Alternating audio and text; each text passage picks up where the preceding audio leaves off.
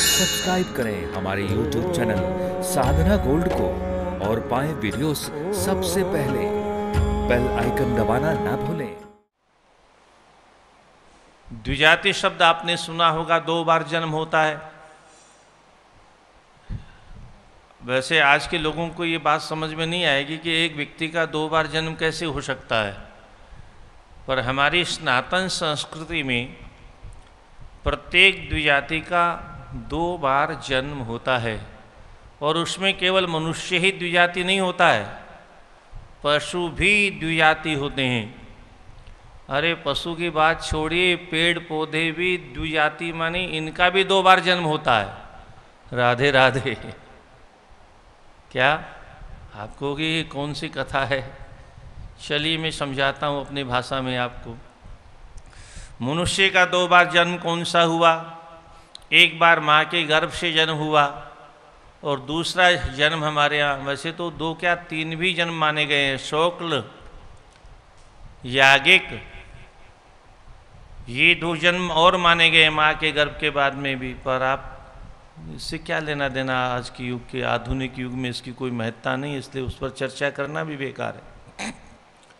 इसलिए 2 बार जन्म कैसे होता है? एक बार माँ के गर्भ से और उसके बाद में जो यज्ञोपवीत संस्कार होता है उसको भी हमारे यहाँ दूसरा जन्म माना गया है।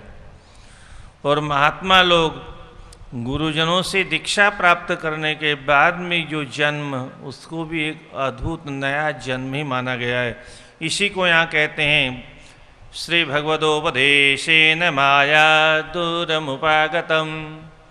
भगवान का जब जीव को उपदेश प्राप्त होता है तो उसकी सारी माया भाग जाती है।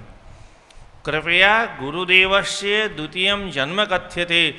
गुरुदेव की कृपा से जीव का एक दूसरा जन्म होता है, अर्थात पहले जो काम, क्रोध, लोभ, ईर्ष्या, द्वेष, मद, मात्सर्य, विषय वासनाओं में सना हुआ जो जीव होता है, जब गुरुजनों की कृपा दृष्टि पड़ती है और श्रुति परंपरा से प्राप्त जब मंत्र कान के इस दोनों के माध्यम से वह अंतःकरण में पान करने का सौभाग्य प्राप्त करता है, उसके सारे पुराने जन्म के जो विकार हैं वो नष्ट हो जाते हैं, नया जन्म हो जाता है। वो ज्ञान में जन्म, वो भाव में जन्म, वो भक्ति में जन्म, और इसलिए उसको एक नया जन्म कहा जाता है। पशु भी 2 बार जन्म लेते हैं।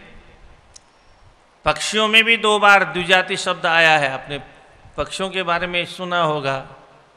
पहले अंडा होता है, राधे राधे, अंडे के रूप में उसका जन्म हुआ और बाद में अंडे में से दोबारा उस जीव का किसी पक्षी के रूप में जन्म होता है।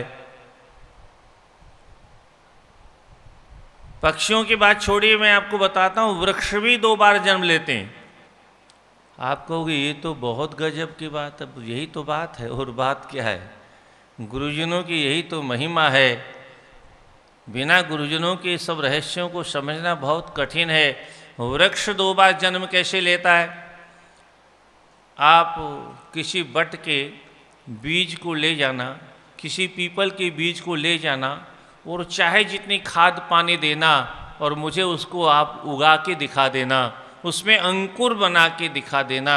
आप 7 जन्म लेकर के भी किसी वट और पीपल के बीज को अपनी क्यारी में उसको अंकुरित नहीं कर सकते। अंकुर पैदा नहीं होगा, उसमें जन्मेगा ही नहीं, हो पौधा बनेगा ही नहीं। जब अंकुर ही नहीं होगा तो पौधा कैसे बनेगा? इसलिए इनको द्विजाति कहते हैं। क्यों? किसी भी वट और किसी भी पीपल के फल को जब कोई पक्षी खा लेता है, कोई कौवा खा गया, कोई और चिड़िया खा गई, जब उसके फल को खा लेते हैं और खाने के बाद में वेच कर देते हैं, तब दोबारा उसमें से अंकुर निकले की क्षमता पैदा होती है।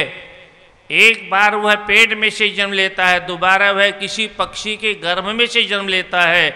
और तब इसीलिए आपने देखा होगा अधिकतर पीपल के पेड़ किसी दीवार में निकलते हैं अथवा छत पर निकलते हैं, क्योंकि कौवा वहीं बीट करता है और वहीं पर वो बीज निकल जाता है। किसी पीपल के और बड़ के पेड़ के नीचे आपको एक भी पेड़ नहीं मिलेगा जैसे नीम के पेड़ के नीचे नीम ही नीम निकलते हैं, द्विजाति। तो दीक्षा लेने के बाद में जीव का दूसरा जन्म होता है, और तब नारद भक्ति सूत्र की जो चर्चा हम आपके सामने कर रहे थे, तब भक्ति की परंपरा प्रारंभ होती है।